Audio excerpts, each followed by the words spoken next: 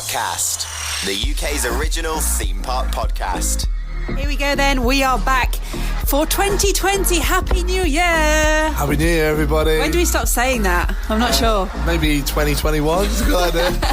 It's January, isn't it? It's fine, we can get away with Happy New Year. If you are new to the podcast, welcome to our little gang. This is Parkcast. This is where we chat about all things theme park related. We chat to some theme park related guests and basically give our opinions on stuff, and you can also give your opinions on stuff on our Instagram page. It's at Parkcast. Every week, though, we like to start by doing this. Highs and lows. It is our highs and lows. This is what's been going on in the theme park world since we last saw you, which, to be fair, was a very long time ago because we had a bit of a winter solstice, a bit like theme parks. We like a little bit of a break. We all like it. So this is actually episode 7 officially in the Parkcast collection. However, it's the first episode of 2020 and we decided to start our episode, as we always do, with our highs and lows. I'm actually going to start with some low points, Becca. Really? It's been a tough winter. 2020 started badly already. Here we go. Let's start it off with a bad thing and let's bring it into some good news. We're going to start the year off and with a little bit of sad news that Valhalla at Blackpool Pleasure Beach is closed. Yeah, this was a shock, wasn't it? For the whole of the 2020 season, it's going to remain closed at the park. Becca's infuriated. I'm absolutely infuriated, and I'll tell you why. We had an absolutely, I want to say, genius idea to celebrate Valhalla's 20th birthday by going and doing 20 rides in a row on Valhalla. I mean, I wanted to do it in February. Becca wants to do it in July. That's the difference. But that was debatable. But the point is, they've taken the opportunity away from us. Yeah, so the park have announced that Valhalla will remain closed for the whole of the 2020 season, returning in 2021 for the park's 125th anniversary. Okay, well, I suppose we could do 21 rides in a row. Or maybe 125 rides. For Definitely. Let's be honest. I don't know what maintenance they're doing to it, but there's no way it's going to do 125 rides in a row without worth it, yeah. without something breaking down halfway through. But with this one, they are saying it's probably really ride maintenance rather than some kind of crazy exciting retheme, as much as we might like it to think would that would we like nice everything to work again? Wow, did anything ever always work in Valhalla? Who knows? Nobody, has anyone ever seen Valhalla, a full Valhalla with every single effect working? Do we even know? A long time ago. Right, moving on to low point number 2, and now this is an interesting one. West Coast Racers, the new dueling coaster at Six Flags Magic Mountain, was originally promised to open in 2019. Now, the ride actually opened for a soft opening on the 21st of December 2019. However, that was considered a soft opening, and the park announced that the grand opening would be on the 9th of January 2020. Just but it has opened. It has opened. It replaced it's the old site of Deja Vu, the coaster that used to be on the park. It has opened and it's had some wonderful reviews from people who I know who've been on it. However, it's a little bit late.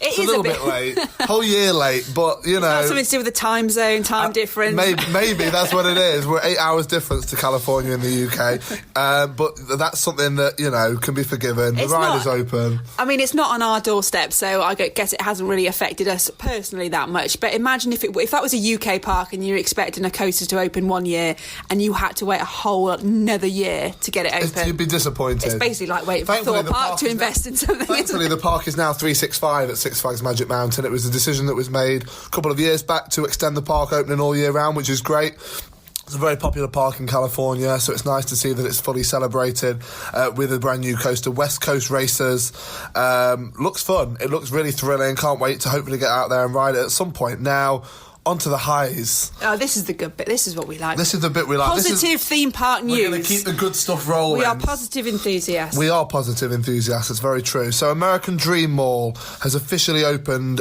in New Jersey in the United States, and it's opened its park, Nickelodeon Universe. Now, this park is very, very exciting. Nickelodeon's big sponsorship deal. 5 new roller coasters, indoor theme park. We've got an Intamin launch coaster. We've got a Gerstlauer Eurofighter, just for the technical geeks out there. Very exciting to have a new park, and certainly in a prime location nearer to New York City too. It's good if you are heading over to New York, or you're thinking, I'd quite like to see New York someday. Coney Island, obviously, nice classic rides there, and then you've got the other extreme with a brand new park there as well. Makes it more worthwhile to go and do that trip. Definitely. A new bit of news for number 2 as well. Turbulence, the formerly known as Bling at Blackpool Pleasure Beach. Ah, Bling, yes. Remember that ride? Yeah, so that used to be where Skyforce is now. Yes, that's correct. It's a flat ride. Flat ride that is actually returning to the UK. I believe it's been in Saudi Arabia for the last 3 years. It's got a suntan. It's got a very nice suntan. And it's making its way back to the United Kingdom to return to Fantasy Island this time under the new name of Turbulence. Which, if you've ever been to the Skegness seafront, it's quite appropriate. It is quite appropriate. A new name for the ride, which is going to be very hard. It seems like any time they name a new ride, an old ride, something new, we always seem to get confused by calling it Bling, probably rather than Turbulence. However, the 25th anniversary of Fantasy Island coming up this year. Which I can't believe, actually. So Fantasy Island is kind of now my home park. It's the closest park that I've got to me because I live in the middle of nowhere.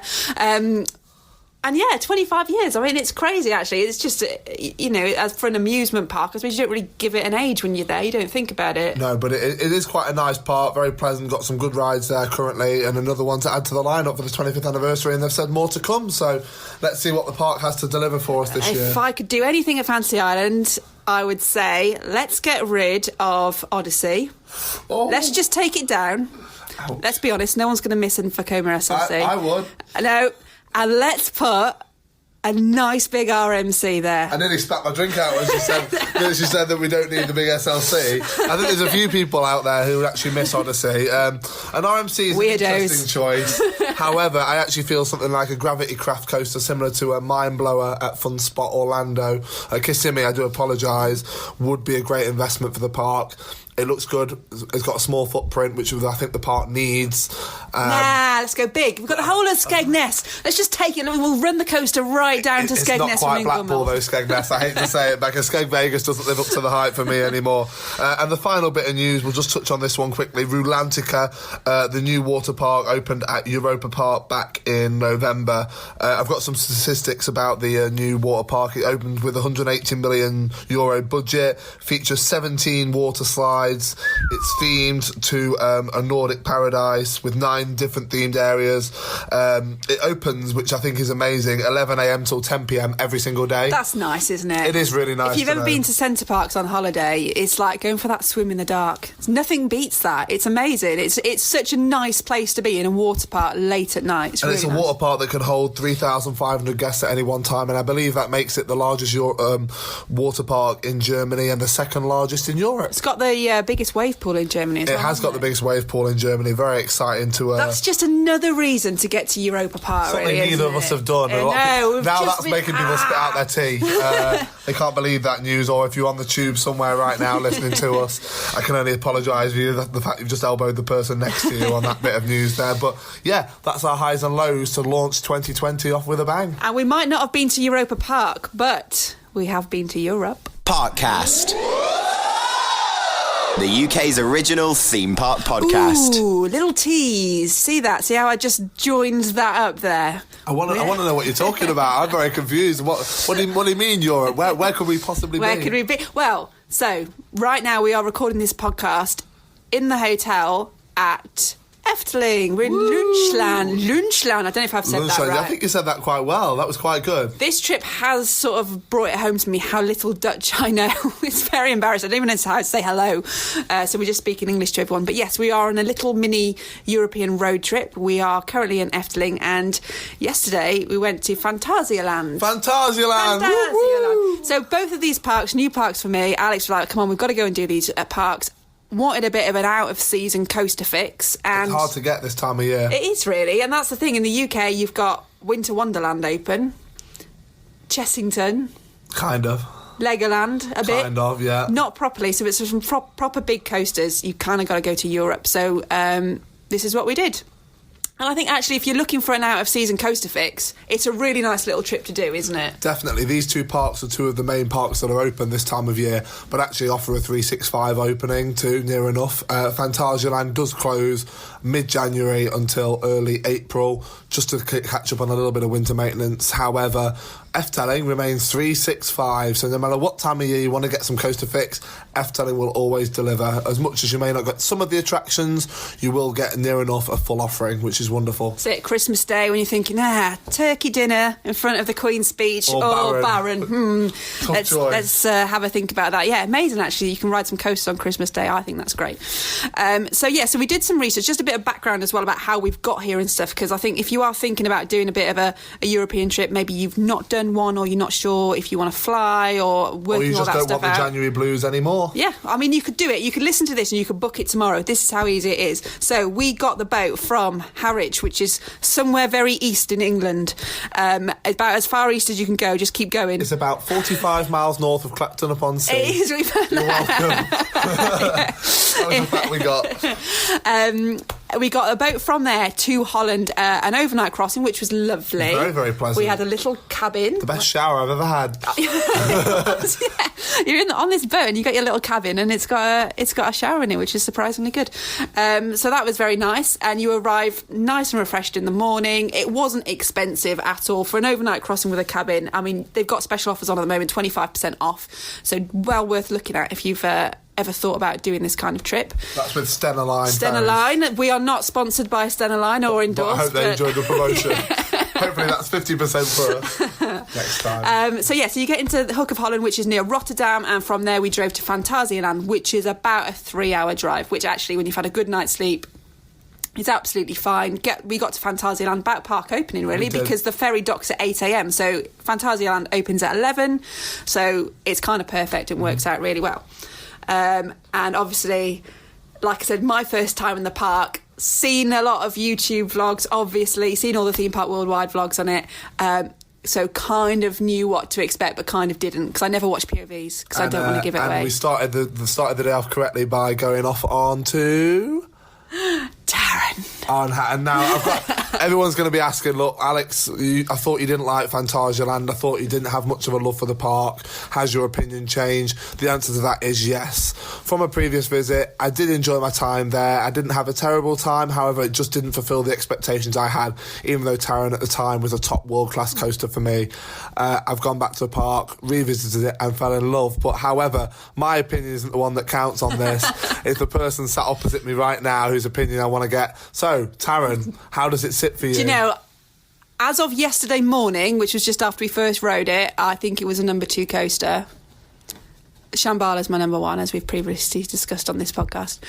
After the night ride, front row, pitch black, it was a number 1. And then it was just that ride suddenly just went, do you know what? I haven't had a ride on Shambhala that was as good as that ride on Taron. You came off in tears. Not of sadness or even excitement, just because of the wind and the forces that were being thrown at you. It was absolutely bonkers. And I think the thing for me, I didn't really have... I'd watched a few vlogs, but I didn't have any expectations of Phantasialand really as a park. I just didn't have an expectation of it. So I went into it thinking, I'm just going to have a great day at a theme park here, and that's it. And that is absolutely what we had. We were pleasantly surprised as well. We managed to get everything done within one operating day that we felt we really needed to. We managed to get some re-rides in. It was a Friday, which probably helped. The park was relatively quiet. In a Friday, we expected, is it going to be a peak time or are we going to time it well? And actually, I think the most we waited for any ride was about 20 minutes, which, isn't a great deal of time, really, when you've got a full day in a theme park to only wait 20 minutes, and that was for the signature ride in the park. You were very fortunate to do that, and of course to get Becca on some of the other attractions in that park, of course, Chapasta, Chapas. Yes, Chapas, which in 8-degree weather, water ride. Possibly not the best idea. Although there's only 1 drop in it, Bex. All right, okay. Turns out there's 3. But there's 3 or 4. Yeah, it's a classic attraction. Very, very much a staple to the park. That theme tune is well annoying, though. That probably gets in your head, doesn't it? And wonderfully produced by Imascore. Now, if you are a fan of Imascore's work, go check out some of the older episodes of Parkcast where we actually spoke to Xavier from Imascore all about those soundtracks. Really, really worthwhile to listen to. But yes, great soundtrack. Of course, the park park is filled with ambience and music. There's live entertainment in the park.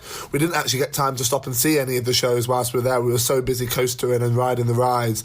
However, we got Becca onto Mystery Castle, her signature ride at the park. I'm sure she absolutely adored that one. Again, as we've discussed on this podcast many times, I absolutely hate drop towers. I think the work of the devil, to be honest. I hate heights. I do, and I just cannot get my head around a drop tower. So I went on Mystery Castle very begrudgingly, got dragged onto it, and of all the drop towers I've done, it was probably the least painful because it was pitch black. So I didn't get that sort of fear of heights that I would normally get. Although you said it was on a Misery Castle setting rather than a Mystery. We refer to it as Misery Castle when you don't actually get the full cycle. You only get a reduced experience. However, that is something to bear in mind, that after 3:30 in the afternoon, you can get the full ride experience on Mystery Castle. Weird that they do that. Why not just run it properly all day? I know, it would make sense, but I don't know why that is. However, there is an expert we're going to be talking to a little bit later on who knows quite a few things about the park, and if you can keep in touch with, definitely may or know that information for you. We love talking to people at Parkcast, and if you have any suggestions of things you'd like us to talk about in the future,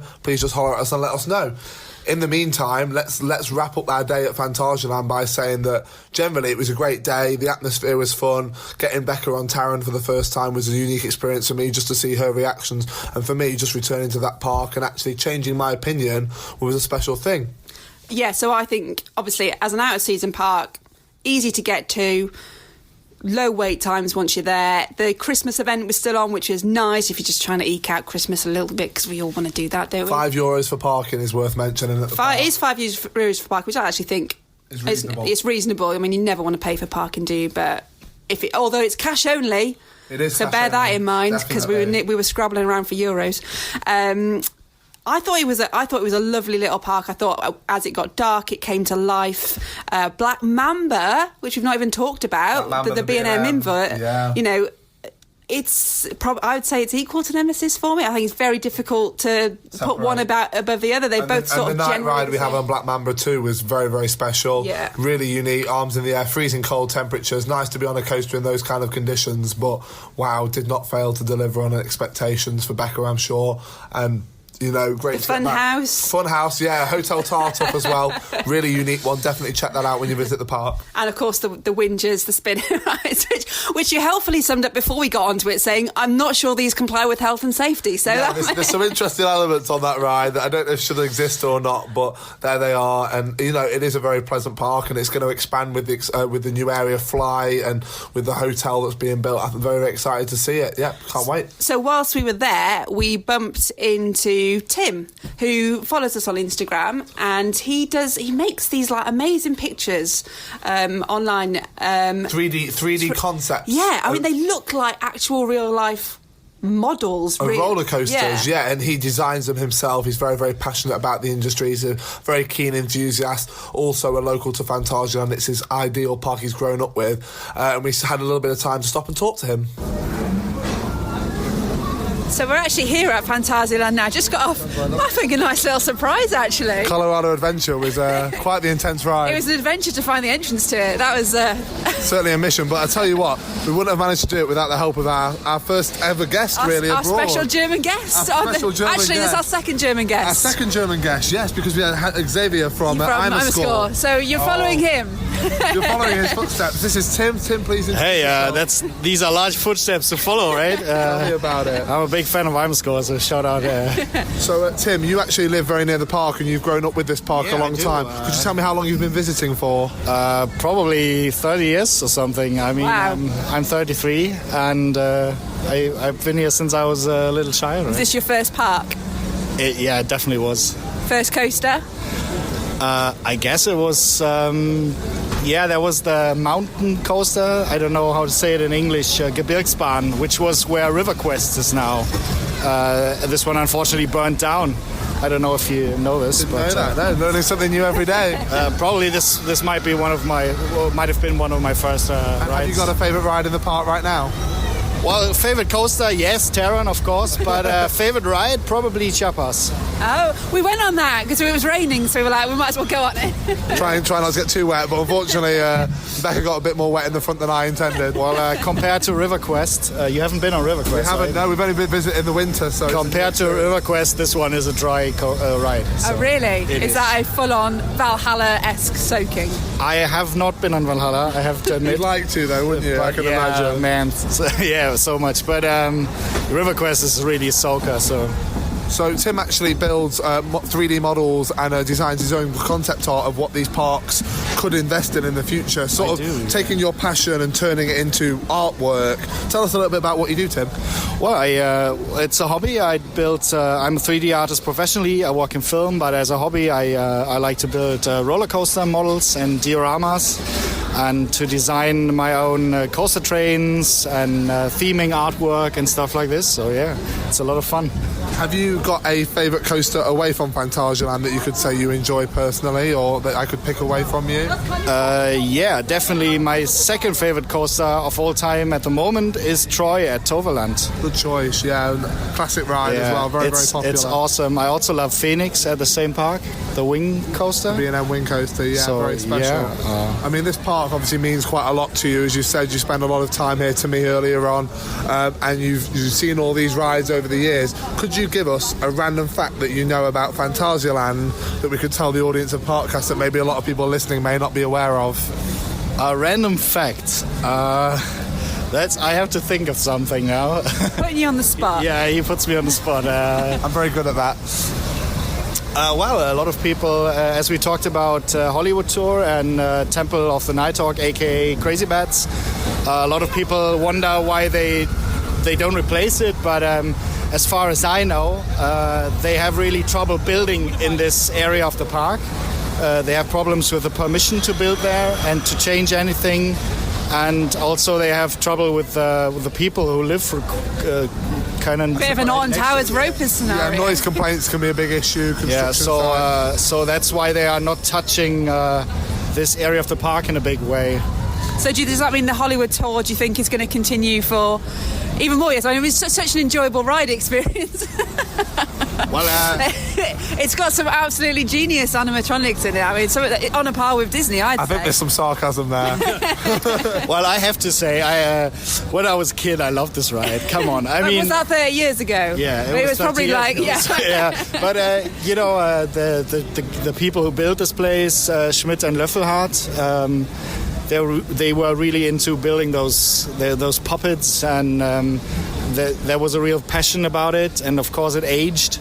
But for example, another fact where the lake is now, there used to be sort of a fairy tale forest thing, a bit like in Efteling. Well, not as big, but and there's actually one little piece, some kind of a broken statue that is the oldest still existing piece of Phantasialand. Oh wow! In the ride? It's not in the ride, but it's in this area, in the bushes. It's hidden away. Yeah, to go and hunt it down. But well, if you know it, you can check it out. And from the oldest part to the newest part, obviously. The new rides, whole new areas being built at the moment. We've sort of tried to sneak a look at it, but you can't get anywhere near it, really. It's hard to see, yeah. It's really hard to see, but they like to keep the surprise under wraps. And I'm guessing you're very excited for that area when it's developed. I am. The new trailer they released really pumped up the hype. I guess you say like this. If you don't know what we're talking about, it's Fly, the new ride and area opening alongside the hotel. That's going to be open at the park later this year. There is a trailer on the Phantasialand YouTube channel if you want to go ahead and check that out. We'll give you a great idea of what that ride is going to be. But it is essentially the world's first launched flying coaster. It is the world's first launched flying coaster. It's supposed to be the longest, I think, and also it's a completely new ride system. So what could possibly go wrong? I'm sure it'll be fun. You watch too much Jurassic Park. Someone hasn't been to Phantasialand yet, so someone who's listening at this, why would you say that they should come to Phantasialand? Because it has a really unique ride selection, I think. They really put a lot of thought into making things special and different than everywhere else. And obviously they put a lot of attention to detail and everything. So theming is on the next level, and music and all of that. So I'll just add to that The chips with curry sauce here are absolutely spot on. The currywurst. Yeah. Sorry, Phantasialand, but I've eaten better currywurst there. Well, it's all right. It's theme park food. You know what I mean? I thought Becca was the only one with controversial opinions, but there we go. I have to say though, the a la carte restaurants here are really good. So, for example, the tavern at Rockburg, I'm saying Rockburg, Klugheim, is awesome. You get like schnitzel and typical German food. And what about the churros? I've seen people wandering around with those. I ate too many when I was younger, so you've lost the appetite for them. I kind of lost the appetite. And the park also has a wide range of shows and entertainment venues too, especially during Vintarum. Yes. There's a lot of shows to go and see in the park. You could probably spend a day just watching all the shows, really, if you really wanted to take your time, which is something really unique because not everybody does enjoy the big thrill rides. Some people enjoy the family attractions and the shows. It's really worth mentioning that Phantasialand has that available. And of course, Vintarum this year in 2020 has been running until the 19th of January. So if you are looking at visiting over the winter, you've got between November and January to find that time, a time that you don't actually get many theme parks open. Something very much worth considering if you are planning on visiting a theme park over winter. Parkcast. So nice to speak to someone who it's their local park and they just love it that much, isn't it? That's Tim. You can get him on Instagram. It's at _trackmaker_. Do give him a follow. If you're an enthusiast, see the work he's doing. It is absolutely amazing. A very, very passionate man there. Really nice to hear some of his interesting facts and opinions. We actually got enough time to do some few rides with him to end our day. Thank you so much, Tim, for your time. We really do appreciate it. And continuing on with our stories of the trip, here we are back to Efteling, where we left Phantasialand on Friday evening. We jumped in the car. It took, maybe about 2.5 hours? Yeah, it was just 2 and a bit. It wasn't that far at all. Not even that long to get from Phantasialand straight to Efteling. And here we are staying in the which hotel? Lunchland Hotel.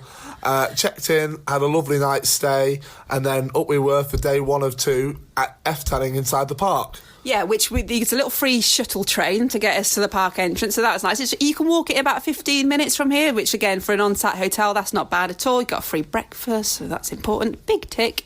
Again, with Efteling, obviously I've seen it, I've heard about it. I don't think anything can quite prepare you for the atmosphere that this park has. This park is not aimed at thrill seekers. That's one of the first things that's worth mentioning. Maybe a 365 park, but it does have coasters. However, that is not the idealistic market. This park is aimed at families with children. Now, some of the attractions in this park are themed up to the most incredible, awe-inspiring set pieces you'll ever see. Symbolica, of course, which for me is still my number 1 dark ride in the world. It's going to take a lot to beat that. That's amazing, actually, considering all the Disney parks you've done, and actually Symbolica. It reminds me closely of what the Disney parks have achieved with their rides. It's a trackless dark ride system. You actually get 3 different routes you can take on the ride, and to actually see Becca's reaction for the first time to that for me was very special too. Of course, getting on Baron 1898, the B&M dive coaster here at the park, and pretty much seeing every attraction in the park throughout the space of one day, which for a Saturday, a weekend day during their winter event, we were very, very fortunate to do. The big surprise for me was a coaster which I've really not read much about at all, was Vogel Rock, which is an indoor coaster. It's a Vekoma, which immediately makes you go, oh God, this is going to be awful. It was actually, I put it above Baron in terms of enjoyment and fun. Definitely, yeah. Vogel Rock, indoor coaster, basically themed to an eagle on a mountain rock. But it's pitch black. So you're on this coaster and you get very occasional flashes of this eagle. But they're very pretty lights as well that you get. It's kind of fibre optic lit at little points throughout the ride, but it's very, very quick, very, very intense, and very, very much smooth and good fun. Really smooth. We were chatting, we were like, so Vekoma can make smooth rides. We were thinking maybe we're just getting on the wrong Vekomas. I mean, we're riding Infusion at Blackpool Pleasure Beach, and I don't know why.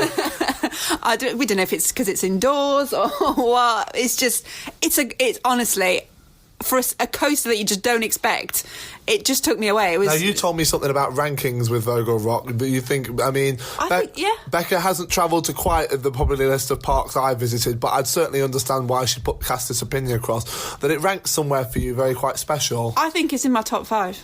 I would say, just because, and I don't know how much of this is because I was expecting nothing from it, and I came off with a massive grin on my face. So I think I tried. What I tried to do is, of course, been visiting this park before, was build up a little bit of anticipation for what she was going to be experiencing before she went on any of the attractions. However, just not to give too much detail away as to what to expect. However, I think actually you got a very, very logical answer there in putting it in one of your top 5 coasters.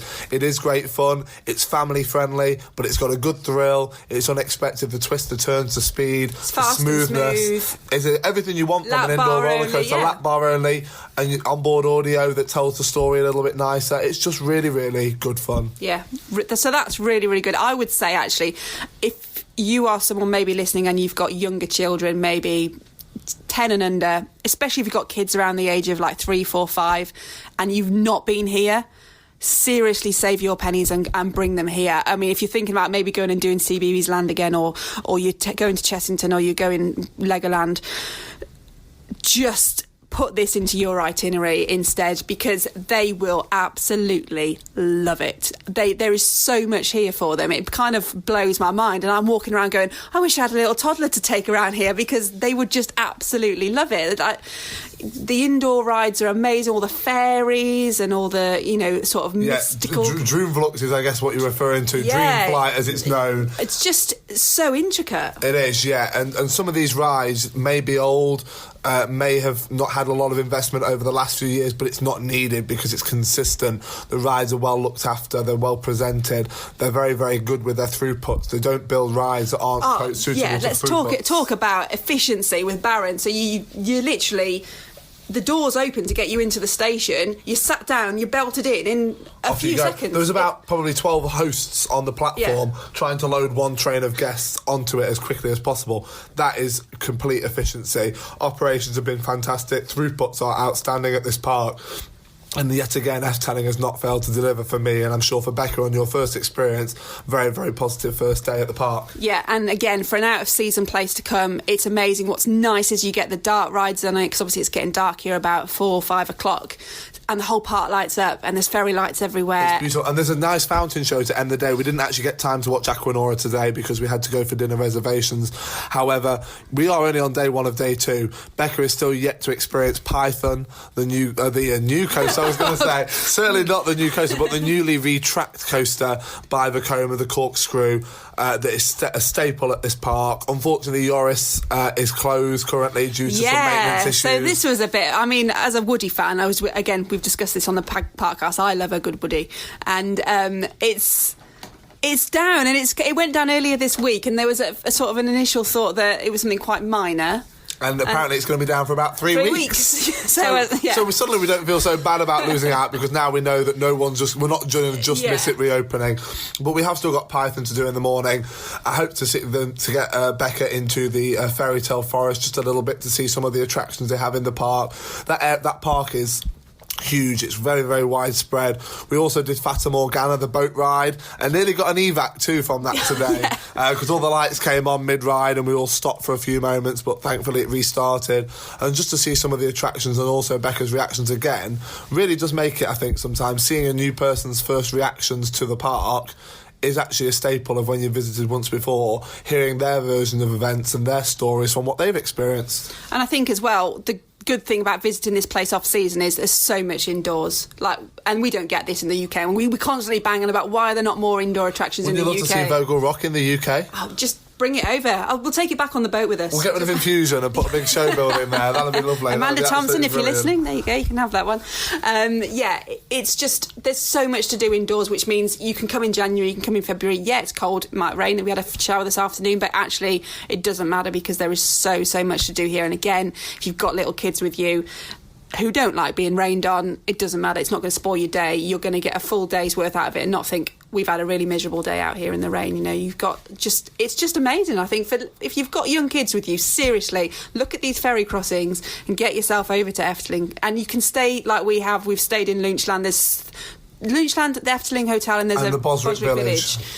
Which various different levels of accommodation. Price levels all very affordable still as well too. This was not expensive, and to stay on park, have your hotel room to go back to at the end of the day, you get an extra 30 minutes, which is when we did Symbolica this morning. Definitely. So we literally walked on to Symbolica, and it's so amazingly themed, and the staff, I mean, the Dutch are just massive enthusiasts. They're everywhere. And what's they're really amazing. worthwhile is all the staff speak very, very good English, or if they don't, they're very able to translate very, very quickly. They're very understanding, which is useful if you are travelling from afar. You can get that information you need, community created across to you.